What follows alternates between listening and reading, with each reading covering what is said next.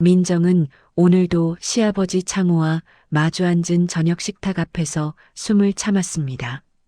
그리고 속으로 조용히 숫자를 세기 시작했습니다.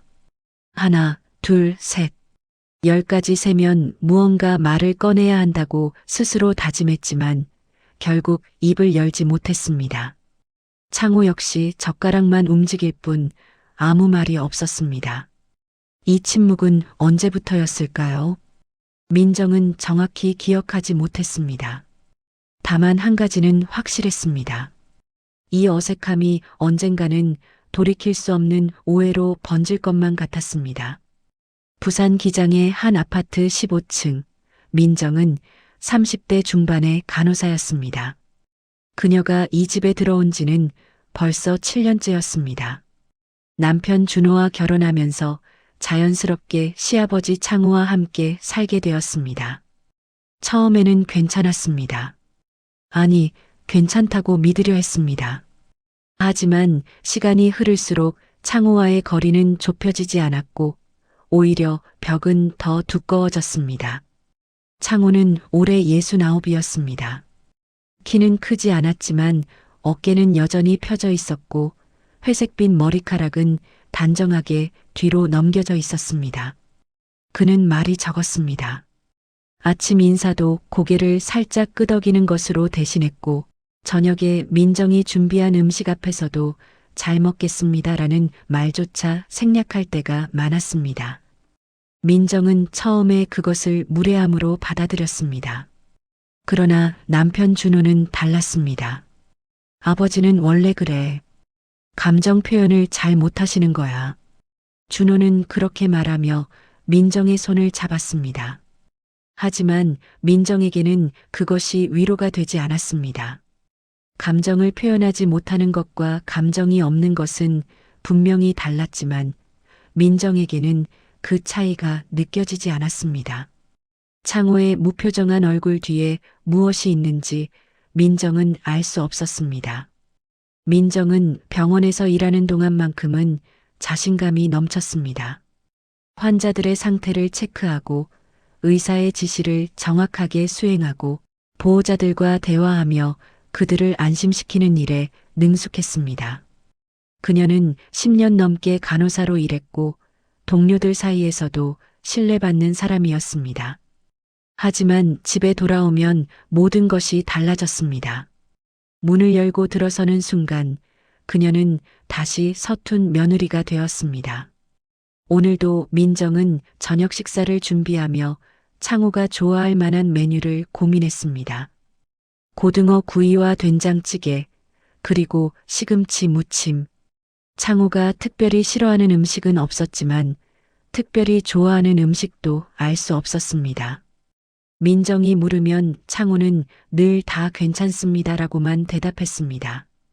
그 대답 속에 진심이 담겨 있는지 아니면 그저 귀찮아서 하는 말인지 민정은 판단할 수 없었습니다. 식탁에 음식을 차리고 민정은 창호를 불렀습니다. 창호는 거실 소파에 앉아 뉴스를 보고 있었습니다. 그는 천천히 일어나 식탁으로 다가왔고 의자를 빼내 앉았습니다.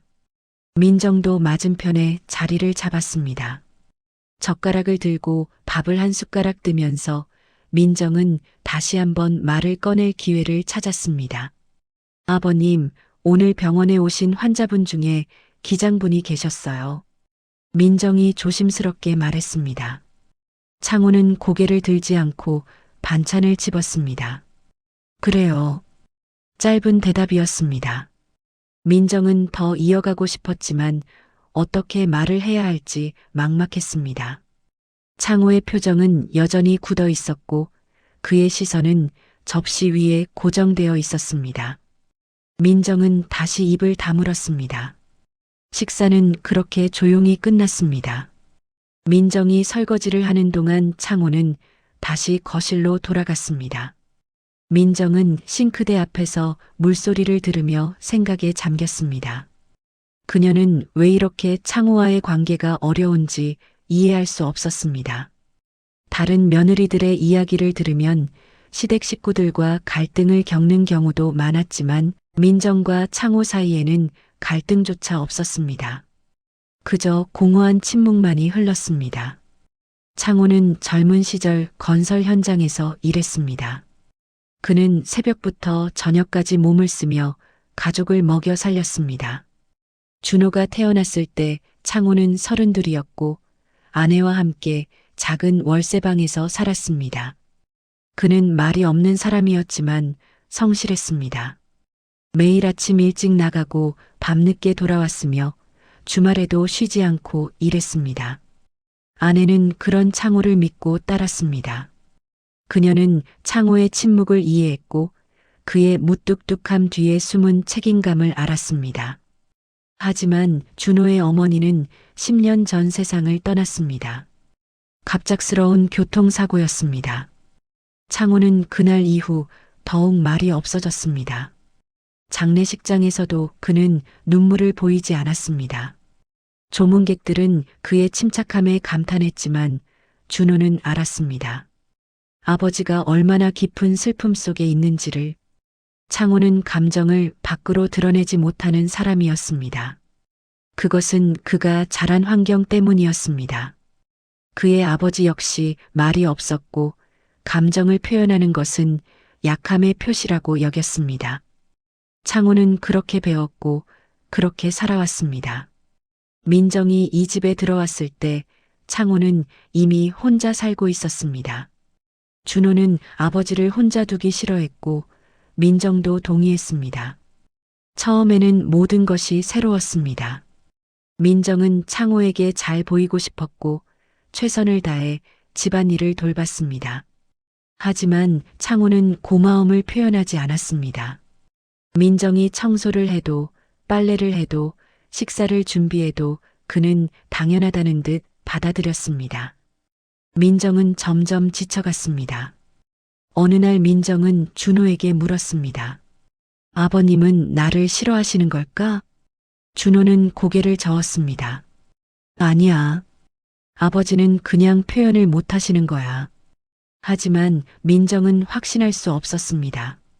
창호의 침묵은 때로 냉담함으로 느껴졌고 그의 무표정은 거부감으로 다가왔습니다. 민정은 자신이 이 집에서 환영받지 못한다고 느꼈습니다. 시간이 흐르면서 민정과 창호 사이의 거리는 더욱 멀어졌습니다. 둘은 같은 공간에 있었지만 서로 다른 세계에 살았습니다. 민정은 병원에서 돌아오면 피곤함을 이유로 방에 들어가 버렸고 창호는 거실에서 혼자 텔레비전을 보며 시간을 보냈습니다. 준호는 두 사람 사이에서 중재자 역할을 하려 했지만 그 역시 직장일로 바빴고 집에 있는 시간이 많지 않았습니다. 그리고 어느 날 작은 소문 하나가 이 집안에 스며들기 시작했습니다. 그것은 민정이 전혀 예상하지 못한 방식으로 그녀의 삶을 뒤흔들 예정이었습니다. 친척들 사이에서 창호가 재산을 일부 증여했다는 이야기가 돌기 시작했습니다. 그리고 그 이야기는 이상하게도 민정과 연결되었습니다. 누군가는 민정이 창호를 설득했다고 말했고 또 누군가는 민정이 재산을 노린다고 수군거렸습니다. 그 소문은 빠르게 퍼져나갔고 결국 창호의 귀에도 들어갔습니다. 민정은 그 순간을 알지 못했습니다. 그녀는 여전히 병원에서 환자를 돌보고 집에 돌아와 저녁을 준비하고 창호와 어색한 식사를 했습니다. 하지만 창호의 눈빛은 조금씩 변하고 있었습니다. 그는 민정을 볼 때마다 의심의 그림자가 스치는 것을 느꼈습니다. 그리고 그 의심은 점점 커져갔습니다. 민정이 처음 그 소문을 들은 것은 병원 휴게실에서였습니다. 점심시간이 끝나갈 무렵 핸드폰이 울렸습니다. 남편 준호의 고모였습니다. 민정은 전화를 받으며 이상한 예감이 들었습니다. 고모는 평소 연락을 자주 하는 사람이 아니었습니다. 민정 씨, 요즘 집안일 때문에 바쁘시죠? 고모의 목소리는 묘하게 날카로웠습니다. 아니에요, 고모님. 평소와 같은데요.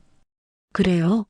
아버님이 재산 정리하신다는 얘기 들었는데 민정 씨가 많이 도와드리나 봐요.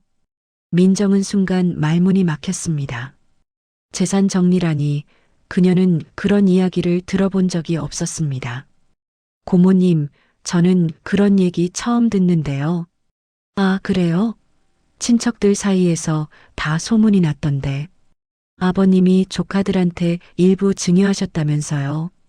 민정 씨가 옆에서 잘 챙겨드리나 보다 했죠. 전화를 끊고 난 뒤에도 민정의 손은 떨렸습니다. 증여라니 그것도 조카들에게. 민정은 그런 일이 있었는지조차 몰랐습니다. 더 당황스러운 것은 고모의 말투였습니다. 마치 민정이 그 일에 관여한 것처럼 들렸습니다. 저녁에 집에 돌아왔을 때 민정은 준호에게 물었습니다. 여보, 아버님이 조카들한테 재산 일부를 주셨대? 준호는 넥타이를 풀다 말고 고개를 끄덕였습니다. 응, 한 달 전쯤에 큰 고모 아들이랑 작은 고모 딸한테 조금씩 주셨어. 아버지 뜻이셨으니까. 왜 나한테는 말 안 했어? 별일 아니라고 생각했지. 아버지 돈인데 아버지가 쓰시는 거잖아. 민정은 답답함을 느꼈습니다. 문제는 돈이 아니었습니다. 그녀가 그 사실을 몰랐다는 것, 그리고 친척들이 그녀를 의심하고 있다는 것이 문제였습니다. 다음 날 주말, 민정은 시댁 근처 마트에 장을 보러 갔습니다. 계산대 앞에서 준호의 작은 고모를 마주쳤습니다. 작은 고모는 민정을 보더니 어색하게 웃었습니다. 민정 씨, 요즘 아버님 건강은 어때요? 괜찮으세요? 고모님도 안녕하셨어요? 네. 그런데 말이야, 요즘 아버님이 재산 정리를 많이 하시나 봐요. 우리 딸도 얼마 전에 받았다고 하더라고요. 작은 고모의 눈빛이 민정을 훑쳤습니다. 아버님 연세도 있으시니까 미리미리 정리하시려는 것 같아요. 민정 씨가 옆에서 잘 챙겨드리는 거 다들 알아요. 그 말에는 칭찬이 아닌 다른 의미가 담겨 있었습니다. 민정은 억지로 웃으며 인사를 하고 마트를 나왔습니다. 가슴이 답답했습니다. 친척들은 그녀를 의심하고 있었습니다. 민정이 창호를 조종해서 재산을 움직이고 있다고 생각하는 것 같았습니다. 집에 돌아온 민정은 창호에게 직접 물어보기로 했습니다. 창호는 거실 소파에 앉아 신문을 보고 있었습니다. 민정은 조심스럽게 다가갔습니다. 아버님, 조카들한테 돈을 주셨다고 들었어요. 창호는 신문을 내리지 않았습니다. 그래요. 제가 몰랐던 일인데 혹시 제가 뭔가 잘못한 게 있나요? 창호는 그제야 신문을 접었습니다. 그의 얼굴은 여전히 무표정했습니다. 당신이 뭘 잘못했어요? 친척들이 제가 아버님께 영향을 준 것처럼 생각하시는 것 같아서요. 창호는 잠시 침묵했습니다. 그리고 천천히 입을 열었습니다. 그건 내 결정이었어요. 당신은 상관없는 일이에요. 민정은 안도했습니다. 하지만 창호의 다음 말이 그녀를 얼어붙게 만들었습니다. 하긴 요즘 집안 분위기가 예전 같지 않긴 하지. 무슨 말씀이세요? 창호는 대답하지 않았습니다. 그는 다시 신문을 펼쳤습니다. 민정은 더 이상 말을 할 수 없었습니다. 그날 밤 민정은 잠을 이루지 못했습니다. 창호의 말이 계속 머릿속을 맴돌았습니다. 집안 분위기가 예전 같지 않다는 것은 무슨 의미였을까요? 혹시 창호도 그녀를 의심하고 있는 것일까요? 며칠 후 큰 고모가 집에 찾아왔습니다. 큰 고모는 60 중반의 여성으로 목소리가 크고 직설적인 성격이었습니다. 민정이 차를 내오자 큰 고모는 단도직입적으로 말했습니다. 민정 씨, 요즘 형님이 이상하다는 거 모르세요? 네. 무슨 말씀이세요, 고모님? 형님이 갑자기 재산 정리를 하시잖아요. 우리 아들한테도 주시고, 작은애 딸한테도 주시고, 뭔가 불안하신 거 아니에요? 아버님께서 그냥 조카들 생각하셔서 그러신 거 아닐까요? 큰 고모는 찻잔을 내려놓으며 민정을 똑바로 쳐다봤습니다. 민정 씨, 솔직하게 물어볼게요. 혹시 형님한테 나중에 재산 문제로 불편한 일 있을까봐 미리 정리하시라고 한 거 아니에요? 민정은 믿을 수 없었습니다. 큰 고모는 대놓고 그녀를 의심하고 있었습니다. 고모님, 저는 그런 얘기 한 적 없어요. 아버님 결정을 저는 나중에 알았어요. 그래요? 근데 친척들 사이에서 다들 그렇게 얘기하던데. 누가 그런 말을 하던가요? 큰 고모는 애매하게 웃었습니다. 글쎄요, 여러 사람이 그러던데. 뭐, 민정 씨가 아니라고 하니까 믿어야죠. 하지만 그 말투에는 믿음이 없었습니다. 큰 고모가 돌아간 뒤 민정은 주저앉고 싶었습니다. 그녀는 아무것도 하지 않았는데 모든 사람이 그녀를 의심했습니다. 그날 저녁 준호가 돌아왔을 때 민정은 울먹이며 말했습니다. 여보, 나 도저히 못 살겠어. 큰 고모님이 오셔서 내가 아버님을 조종한다고 하셨어. 준호는 민정을 안아주었습니다. 미안해. 내가 고모들한테 얘기할게. 당신은 아무 잘못 없어. 근데 아버님도 날 이상하게 보시는 것 같아. 오늘도 나한테 말도 안 하시고 방에 들어가셨어. 준호는 한숨을 쉬었습니다. 아버지한테도 내가 얘기해 볼게. 하지만 상황은 나아지지 않았습니다. 창호는 민정을 대할 때마다 더욱 냉담해졌습니다. 식사 시간에도 거의 말이 없었고 민정이 말을 걸면 짧게 대답하고는 자리를 떠났습니다. 민정은 점점 지쳐갔습니다. 어느 날 민정은 창호의 방 앞을 지나다 안에서 전화 통화하는 소리를 들었습니다. 그래, 요즘 집안이 좀 불편해. 며느리가 뭔가 신경 쓰이는 것 같아. 민정은 문 앞에서 얼어붙었습니다. 창호는 누군가에게 그녀에 대해 불평하고 있었습니다. 재산 때문에 그런 건 아닐 텐데. 근데 친척들이 자꾸 그런 말을 하니까 나도 모르게 의심이 가. 민정은 더 이상 듣고 싶지 않았습니다. 그녀는 조용히 자신의 방으로 들어가 문을 닫았습니다. 눈물이 흘러내렸습니다. 그녀는 아무것도 하지 않았는데 창호조차 그녀를 믿지 않았습니다. 그날 밤 민정은 준호에게 말했습니다. 여보, 나 잠깐 친정에 다녀올까 봐. 준호는 놀란 표정을 지었습니다. 왜? 무슨 일 있어? 그냥 좀 쉬고 싶어. 요즘 너무 힘들어. 준호는 민정의 손을 잡았습니다. 미안해. 내가 제대로 못 챙겨줘서 조금만 참아줘. 내가 다 정리할게. 민정은 고개를 끄덕였지만 마음속으로는 알고 있었습니다. 이 상황은 준호가 해결할 수 있는 문제가 아니었습니다. 소문은 이미 퍼졌고 창호의 마음속에는 의심이 자리 잡았습니다. 민정은 이 집에서 점점 외톨이가 되어가고 있었습니다. 며칠 뒤 민정은 병원 동료에게 고민을 털어놓았습니다. 언니, 나 요즘 너무 힘들어. 시댁에서 날 이상하게 봐. 동료는 민정의 손을 잡으며 위로했습니다. 민정아, 시댁 문제는 원래 복잡해. 근데 너는 당당해야 해. 내가 잘못한 게 없잖아. 맞는 말인데 그게 쉽지가 않아. 아버님도 날 의심하시는 것 같아. 동료는 진지하게 말했습니다. 그럼 직접 대화를 해봐. 오해를 풀어야지. 이렇게 계속 쌓이면 나중에 더 큰 문제가 될 수도 있어. 민정은 고개를 끄덕였습니다. 동료의 말이 맞았습니다. 하지만 창호와 대화를 한다는 것이 그녀에게는 너무나 어려운 일이었습니다. 평소에도 말이 통하지 않았는데 지금처럼 서로 의심하는 상황에서 어떻게 마음을 열 수 있을까요? 그날 저녁 민정은 용기를 내어 창호를 찾았습니다.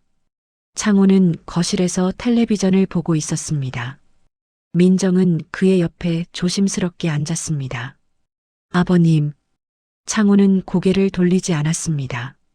아버님, 제가 할 말이 있어요. 뭔데요? 저는 아버님 재산에 관심 없어요.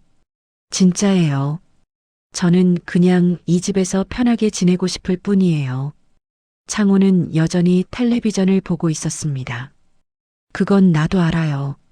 그런데 왜 저를 이상하게 보시는 거예요?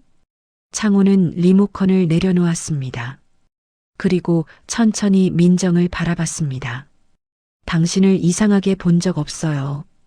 다만 요즘 집안이 시끄럽잖아요.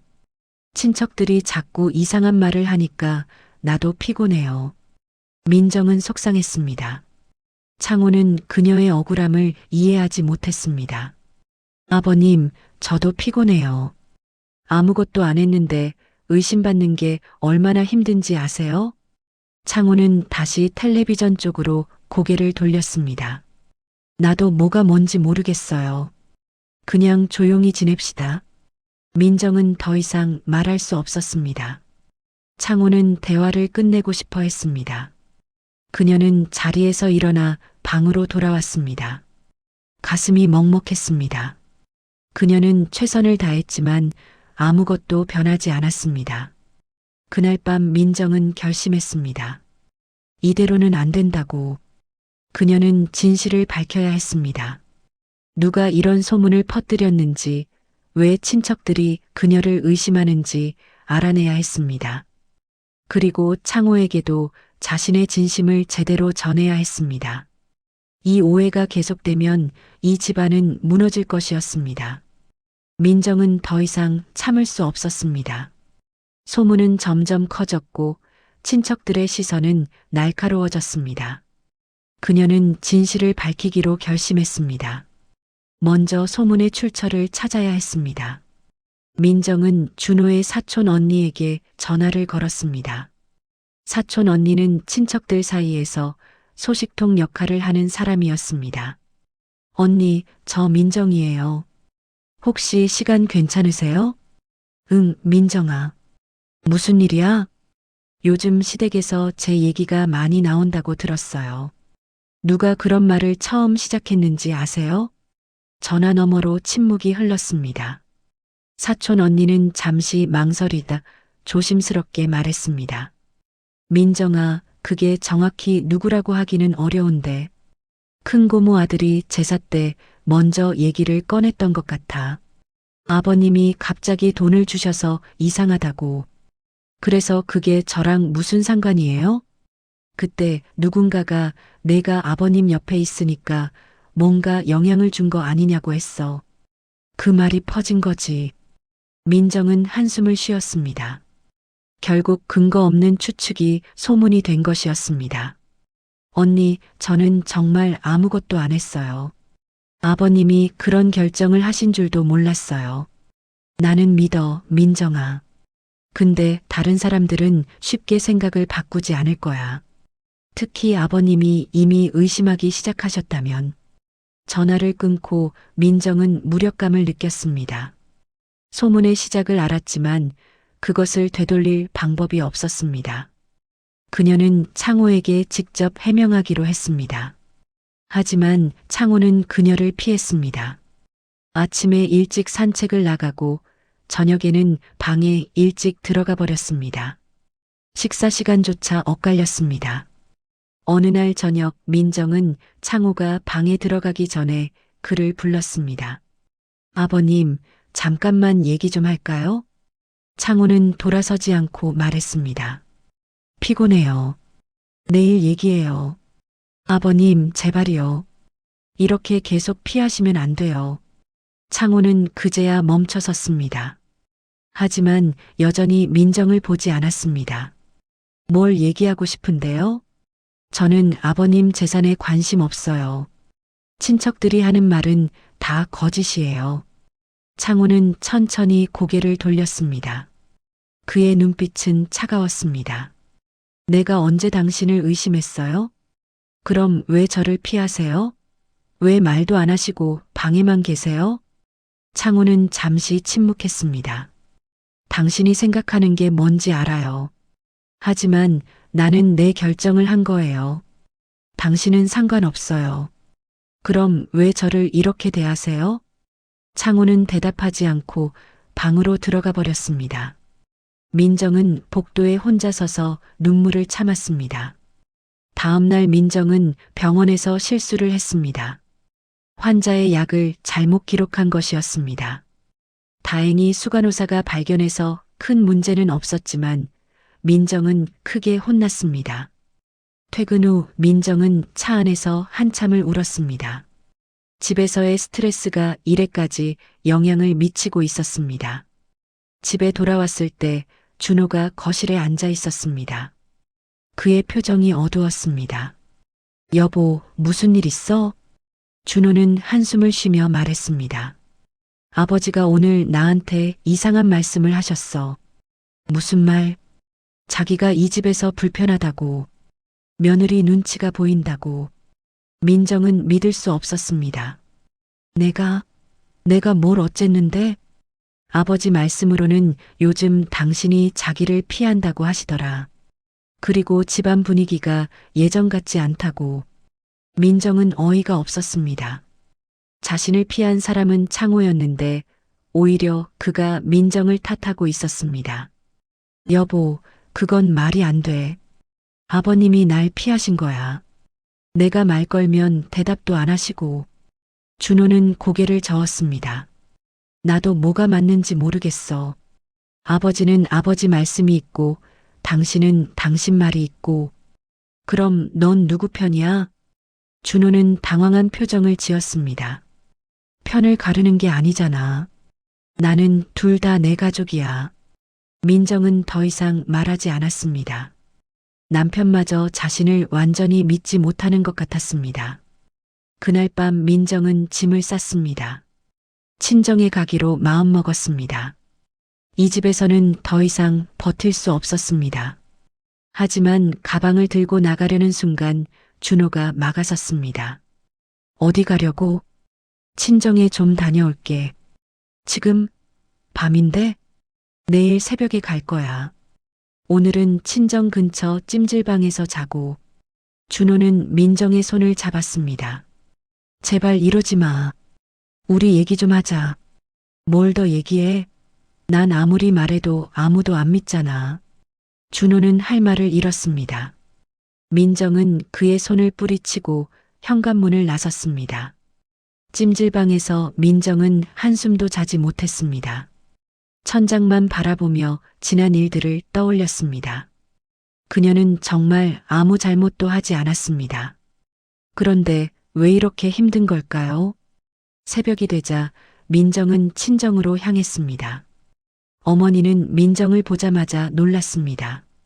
민정아, 왜 이렇게 얼굴이 상했니?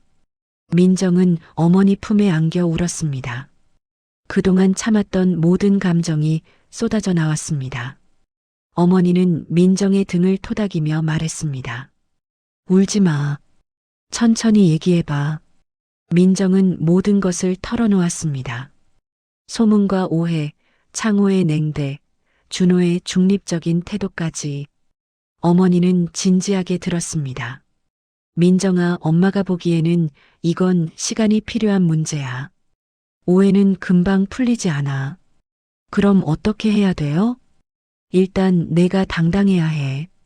잘못한 게 없으면 떳떳해야지. 그리고 시아버지와 대화를 계속 시도해야 해.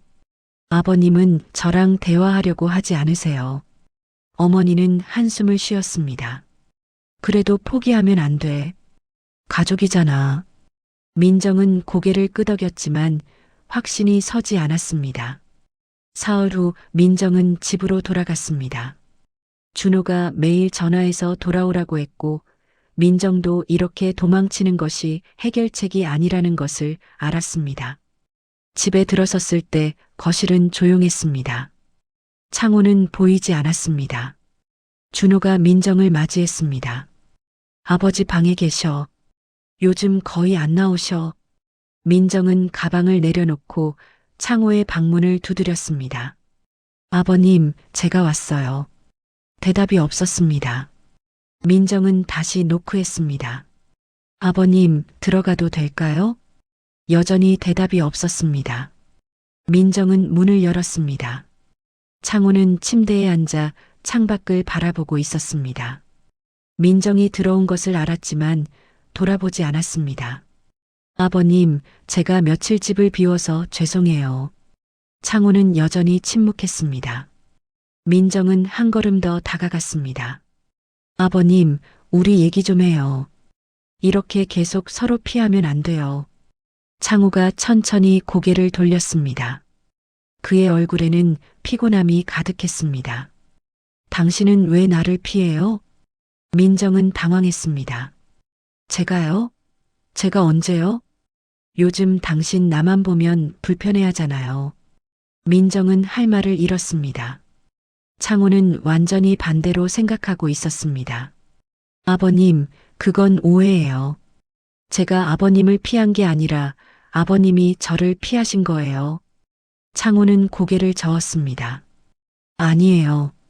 당신이 나한테 뭔가 불만이 있는 게 느껴져요. 민정은 답답했습니다. 대화가 전혀 통하지 않았습니다. 아버님, 저는 아버님께 불만 없어요. 다만 아버님이 저를 의심하셔서 속상한 거예요. 내가 언제 당신을 의심했어요?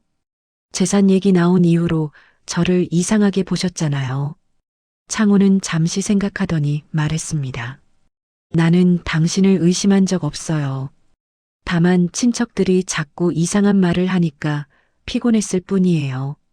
민정은 조금 안심했습니다. 하지만 창호의 다음 말이 그녀를 다시 불안하게 만들었습니다. 하지만 요즘 당신 태도가 예전 같지 않은 건 사실이에요. 아버님, 그건. 창호는 손을 들어 민정의 말을 막았습니다. 이제 그만 얘기합시다. 나 피곤해요. 민정은 더 이상 말할 수 없었습니다. 그녀는 방을 나왔습니다. 복도에 서서 민정은 깊은 절망감을 느꼈습니다. 대화를 시도했지만 아무것도 해결되지 않았습니다. 오히려 오해만 더 깊어진 것 같았습니다. 그날 밤 민정은 병원 동료에게 전화했습니다.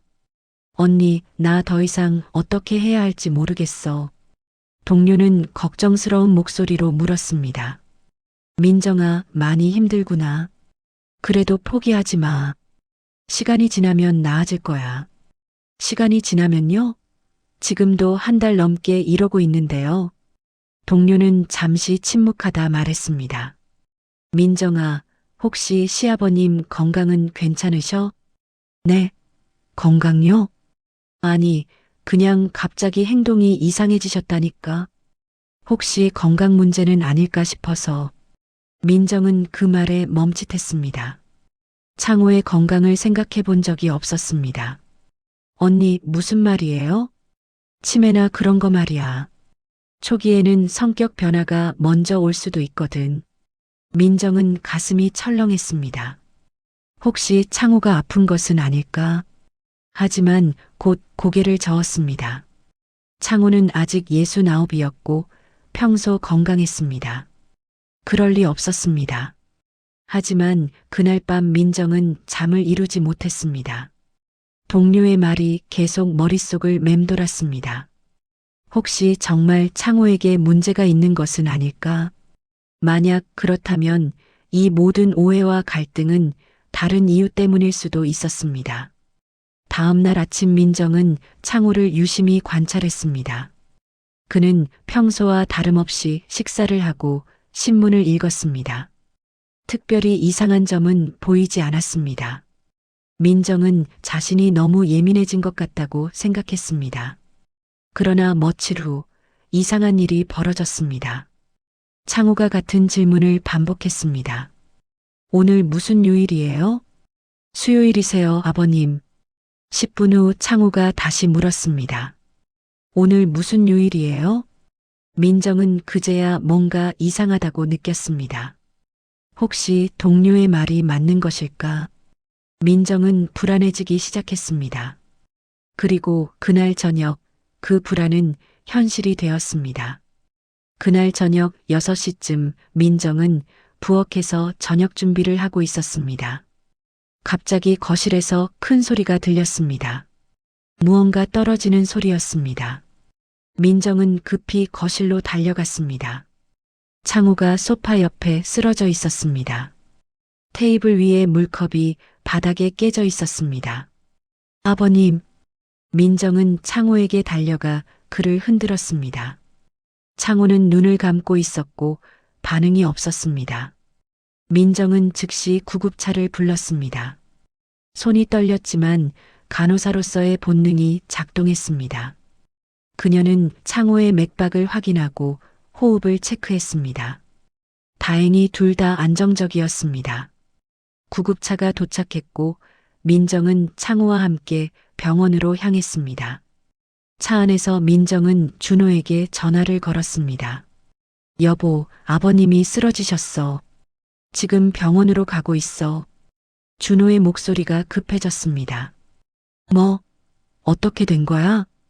자세한 건 모르겠어. 빨리 병원으로 와. 응급실에 도착하자 의료진이 창호를 데려갔습니다. 민정은 대기실에 앉아 기다렸습니다. 마음이 복잡했습니다.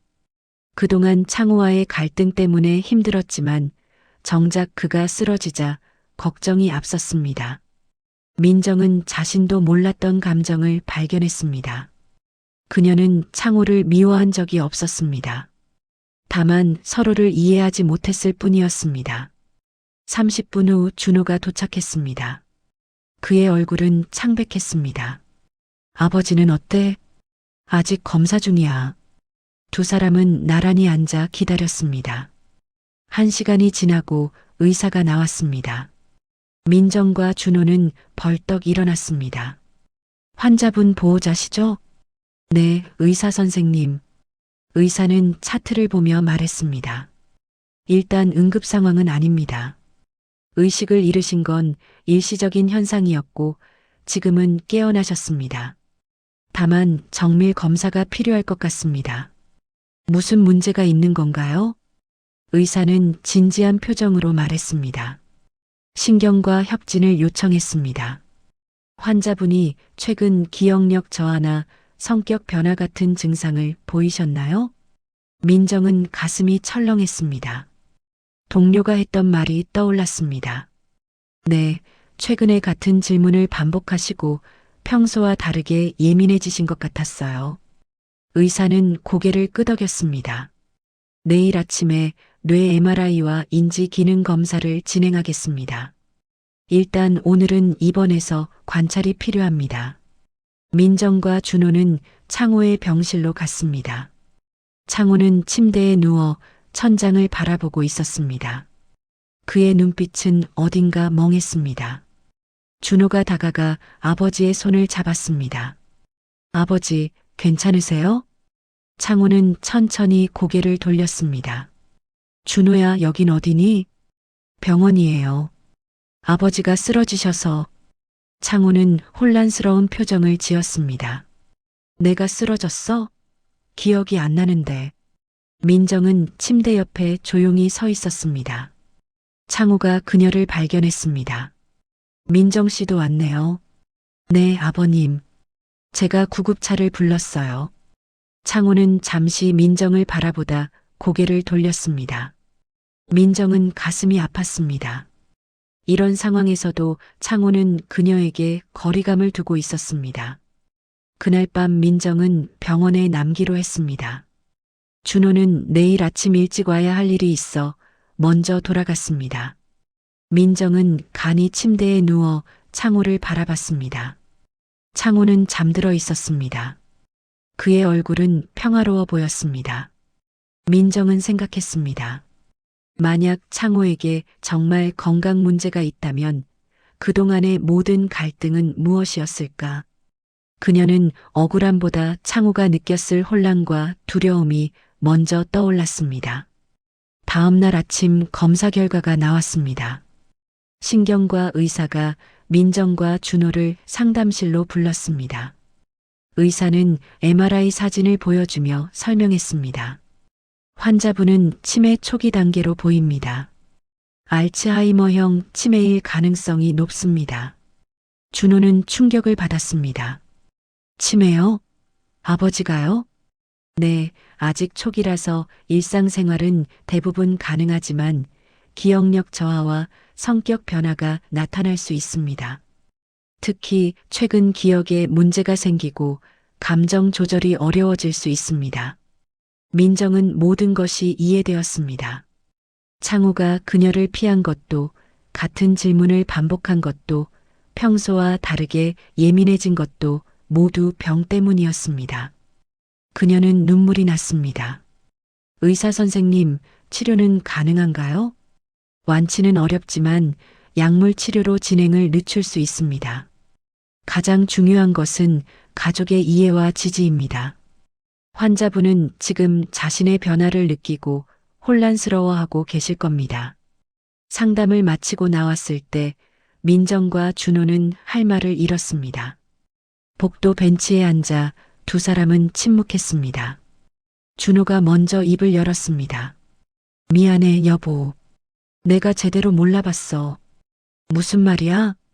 아버지 상태를. 그리고 당신이 얼마나 힘들었는지도. 민정은 준호의 손을 잡았습니다. 나도 몰랐어. 아버님이 아프신 줄. 이제 어떻게 하지? 민정은 단호하게 말했습니다. 내가 아버님을 돌볼게. 당신이? 응, 나는 간호사잖아. 아버님께 필요한 게 뭔지 알아. 그리고 이제는 제대로 소통해보고 싶어. 준호는 민정을 안아주었습니다. 두 사람은 병실로 돌아갔습니다. 창호는 깨어 있었습니다. 그는 창밖을 바라보고 있었습니다. 민정이 다가가 조심스럽게 말했습니다. 아버님, 검사 결과 나왔어요. 창호는 고개를 돌렸습니다. 뭐래요? 아버님이 조금 피곤하셔서 기억력이 떨어지신 거래요. 약 드시면 좋아지실 거예요. 민정은 일부러 쉽게 설명했습니다. 창호에게 치매라는 말을 직접 하고 싶지 않았습니다. 창호는 천천히 고개를 끄덕였습니다. 그래요. 요즘 머리가 자꾸 멍해서. 민정은 용기를 내어 물었습니다. 아버님, 제가 아버님 돌봐드려도 될까요? 창호는 민정을 바라봤습니다. 그의 눈빛에는 혼란과 불안이 섞여 있었습니다. 당신이 왜 나를 돌봐요? 아버님은 제 가족이시잖아요. 창호는 잠시 말이 없었습니다. 그러다 조용히 말했습니다. 미안해요. 민정은 놀랐습니다. 창호가 처음으로 사과했습니다. 왜요, 아버님? 요즘 당신한테 잘못했어요. 내가 자꾸 이상한 생각이 들어서 당신이 나를 싫어하는 것 같고 집에서 불편해하는 것 같고 근데 지금 생각해보니 내가 헷갈렸던 것 같아요. 민정은 눈물이 났습니다. 아버님, 저는 아버님을 싫어한 적 없어요. 다만 어떻게 다가가야 할지 몰라서 서툴렀어요. 창호의 눈가도 붉어졌습니다. 나도 당신한테 어떻게 해야 할지 몰랐어요. 감정 표현이 원래 서툴러서. 민정은 창호의 손을 잡았습니다. 이제부터 천천히 해봐요. 서로 이해하면서. 창호는 고개를 끄덕였습니다. 준호는 두 사람을 보며 눈물을 닦았습니다. 창호는 일주일 후 퇴원했습니다. 민정은 병원에서 치매 환자 돌봄에 대한 교육을 받았습니다. 집에 돌아온 후 민정은 창호의 방을 정리했습니다. 약 복용 시간표를 만들고 기억력 훈련을 위한 간단한 퍼즐과 책을 준비했습니다. 매일 아침 민정은 창호와 함께 산책을 했습니다. 처음에는 서먹했지만 점점 대화가 늘어났습니다.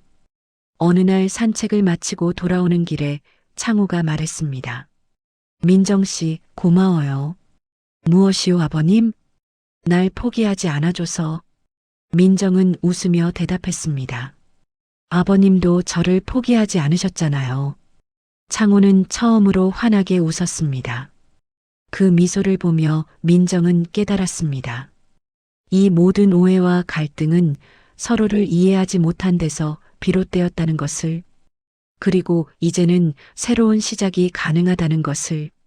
며칠 후 창호는 민정에게 낡은 노트 한 권을 건넸습니다.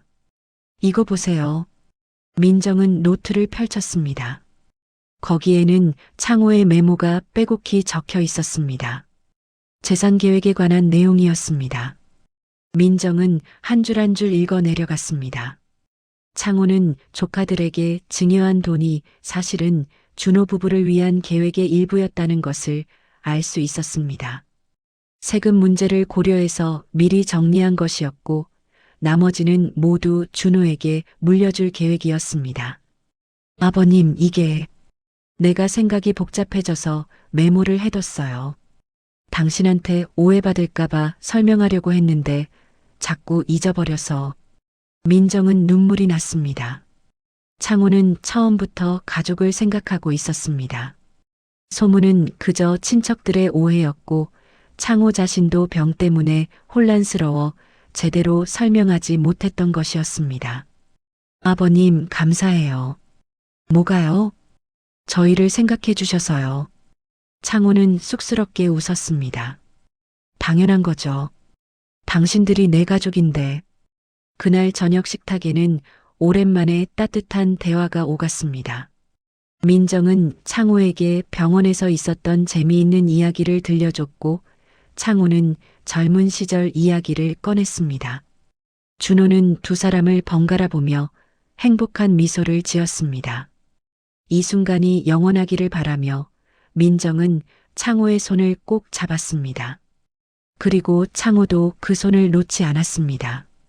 민정은 창호를 돌보기 시작한 지 2달이 지났습니다. 매일 아침 6시에 일어나 창호의 약을 준비했습니다. 아침 식사 후에는 함께 산책을 나갔고 오후에는 간단한 인지 훈련을 했습니다. 처음에는 힘들었지만 점점 익숙해졌습니다. 무엇보다 창호와의 관계가 조금씩 변화하는 것이 민정에게는 큰 힘이 되었습니다. 창호는 약을 복용하면서 증상이 조금씩 안정되었습니다. 여전히 최근 일을 잊어버리는 경우가 있었지만 예전처럼 혼란스러워하지는 않았습니다. 그리고 무엇보다 민정에게 마음을 열기 시작했습니다. 산책을 하며 창호는 가끔 젊은 시절 이야기를 꺼냈습니다. 민정 씨, 내가 준호 엄마 만났을 때가 28이었어요. 그러셨어요? 그때는 돈도 없고 가진 것도 없었어요. 그냥 성실하게 일하는 것밖에 할 줄 아는 게 없었죠. 민정은 창호의 이야기를 조용히 들었습니다. 준호 엄마는 나를 믿어줬어요. 말은 없어도 마음은 통한다고 했죠. 근데 내가 그 사람 죽고 나서 더 말이 없어진 것 같아요. 아버님, 당신한테도 미안해요. 내가 며느리를 대하는 법을 몰랐어요. 준호 엄마가 살아있었으면 당신한테 잘해주라고 잔소리했을 텐데. 민정은 눈시울이 붉어졌습니다. 아버님, 이제라도 괜찮아요. 우리 이제 잘 지내면 되죠. 창호는 고개를 끄덕이며 민정의 손을 가볍게 두드렸습니다. 그것은 창호가 할 수 있는 최대의 애정 표현이었습니다. 어느 날 큰 고모가 다시 집을 찾아왔습니다. 민정은 긴장했습니다. 지난번 큰 고모의 방문이 떠올랐기 때문입니다. 하지만 이번 큰 고모의 태도는 달랐습니다. 민정 씨, 형님 상태가 많이 좋아지신 것 같네요. 네, 고모님. 약도 드시고 규칙적으로 생활하시니까 많이 안정되셨어요. 큰 고모는 민정의 손을 잡았습니다. 미안해요, 민정 씨. 내가 예전에 이상한 말 많이 했죠. 형님이 아프신 줄 몰랐어요. 괜찮아요, 고모님. 아니에요. 내가 생각 없이 말해서 민정 씨 마음 많이 상했을 거예요. 진심으로 미안해요. 민정은 큰 고모의 진심을 느낄 수 있었습니다. 고모님, 다 지나간 일이에요. 이제 아버님만 잘 돌보면 돼요. 큰 고모는 고개를 끄덕이며 창호에게 갔습니다. 창호는 거실에서 신문을 보고 있었습니다. 형님, 요즘 얼굴이 좋아지셨네요. 그래요? 민정이가 잘 챙겨줘서요. 큰 고모는 민정을 돌아보며 미소를 지었습니다. 형님, 복이 많으세요. 좋은 며느리 만나셨어요. 창호도 민정을 바라보며 말했습니다. 그러게요. 내가 복이 많죠. 민정은 그 말을 듣고 가슴이 따뜻해졌습니다. 창호가 처음으로 자신을 인정해 주는 것 같았습니다. 친척들의 태도도 점차 변했습니다. 작은 고모도 전화를 걸어 사과했고 다른 친척들도 민정을 다시 보기 시작했습니다. 소문은 자연스럽게 사라졌습니다. 사람들은 민정이 창호를 정성껏 돌보는 모습을 보며 이전의 의심을 부끄러워했습니다. 어느 주말 오후 민정은 창호와 함께 집 근처 카페에 갔습니다. 창호는 처음에는 밖에 나가기를 꺼려했지만 민정의 권유로 용기를 냈습니다. 카페에 앉아 커피를 마시며 창호가 말했습니다. 민정 씨, 내가 요즘 생각을 많이 해봤어요. 무슨 생각이요, 아버님? 내 인생 말이에요. 나는 평생 일만 했어요. 가족한테 사랑한다는 말도 제대로 못했고 고맙다는 말도 아꼈어요. 민정은 조용히 들었습니다. 준호 엄마가 죽고 나서 후회를 많이 했어요. 그 사람한테 잘해줄걸. 근데 또 똑같은 실수를 하고 있었네요. 당신한테도. 아버님, 이제라도 말하고 싶어요. 당신이 우리 가족이 되어줘서 고마워요. 그리고 미안해요. 민정은 눈물이 났습니다. 아버님, 저도 잘못했어요. 아버님을 이해하려고 노력하지 않았어요. 아니에요. 내가 먼저 마음을 열었어야 하는데. 두 사람은 서로를 바라보며 미소를 지었습니다. 그 순간 민정은 깨달았습니다. 가족이 되는 것은 시간이 필요한 일이라는 것을, 그리고 진심은 결국 통한다는 것을. 집으로 돌아오는 길에 창호가 갑자기 멈춰 섰습니다. 민정 씨, 잠깐만요. 창호는 길가 꽃집을 가리켰습니다. 저기서 꽃 좀 사요. 꽃이요? 당신 주려고요. 민정은 놀랐습니다. 창호가 자신에게 꽃을 사주겠다니. 꽃집에 들어가 창호는 노란 장미 한 다발을 골랐습니다. 이거 예쁘죠? 네, 아버님. 근데 왜 갑자기요? 그냥 고마워서요. 당신이 날 포기하지 않아줘서. 민정은 꽃을 받으며 눈물을 참았습니다. 이 작은 선물이 그녀에게는 무엇보다 큰 의미였습니다. 한 달 후 창호의 정기 검진이 있었습니다. 의사는 결과를 보며 만족스러운 표정을 지었습니다. 상태가 안정적이네요. 약 효과도 좋고 무엇보다 환자분이 정서적으로 안정되신 것 같습니다. 민정은 안도의 한숨을 쉬었습니다. 가족분들이 잘 돌봐주시는 게 느껴집니다. 이대로 유지하시면 됩니다. 병원을 나오며 창호가 말했습니다. 다 당신 덕분이에요, 민정 씨. 아니에요, 아버님. 아버님이 잘 따라주셔서 가능했어요. 우리 팀워크가 좋은가 봐요. 민정은 웃으며 대답했습니다. 그러게요. 우리 좋은 팀이에요. 집에 돌아와 저녁 식사를 준비하는 동안 창호는 거실에서 앨범을 꺼냈습니다. 오래된 가족 사진들이 가득했습니다. 준호가 어렸을 때 사진, 창호와 아내의 젊은 시절 사진. 민정이 다가가자 창호가 한 장의 사진을 가리켰습니다. 이게 준호 엄마랑 처음 여행 갔을 때예요. 사진 속 두 사람은 행복해 보였습니다. 아버님, 어머님 정말 예쁘셨네요. 그렇죠. 그 사람 참 좋은 사람이었어요. 창호는 잠시 사진을 바라보다 민정을 쳐다봤습니다. 민정 씨, 당신도 우리 가족 사진 찍어야죠. 네. 우리 셋이서 가족 사진 찍어요. 준호 엄마한테도 보여줘야죠. 민정은 뭉클했습니다. 창호가 자신을 진짜 가족으로 받아들인다는 것을 느꼈습니다. 다음 주말 세 사람은 사진관에 갔습니다. 사진사가 포즈를 주문했습니다. 자, 가족 사진이니까 편하게 서세요. 민정은 창호와 준호 사이에 섰습니다. 처음에는 어색했지만 곧 자연스러워졌습니다. 창호가 민정의 어깨에 손을 올렸고 준호는 두 사람을 감싸 안았습니다. 자, 하나, 둘, 셋, 김치. 플래시가 터졌습니다. 그 순간 민정은 진짜 가족이 된 것 같았습니다. 사진을 받아 집에 돌아온 후 창호는 그 사진을 거실에 걸었습니다. 오래된 가족 사진들 옆에 새로운 가족 사진이 자리를 잡았습니다. 창호는 사진을 보며 흡족한 표를 지었습니다. 이제 완벽하네요. 그날 저녁 식탁에는 웃음이 가득했습니다. 민정이 만든 음식을 먹으며 창호가 말했습니다. 오늘 반찬 정말 맛있어요. 고맙습니다, 아버님. 아니, 진심이에요. 당신 요리 솜씨가 날로 늘어요. 준호가 거들었습니다. 아버지, 저는 처음부터 맛있었다고요. 세 사람은 함께 웃었습니다. 민정은 이 순간이 영원하기를 바랐습니다. 며칠 후 민정은 병원 동료와 점심을 먹으며 근황을 이야기했습니다.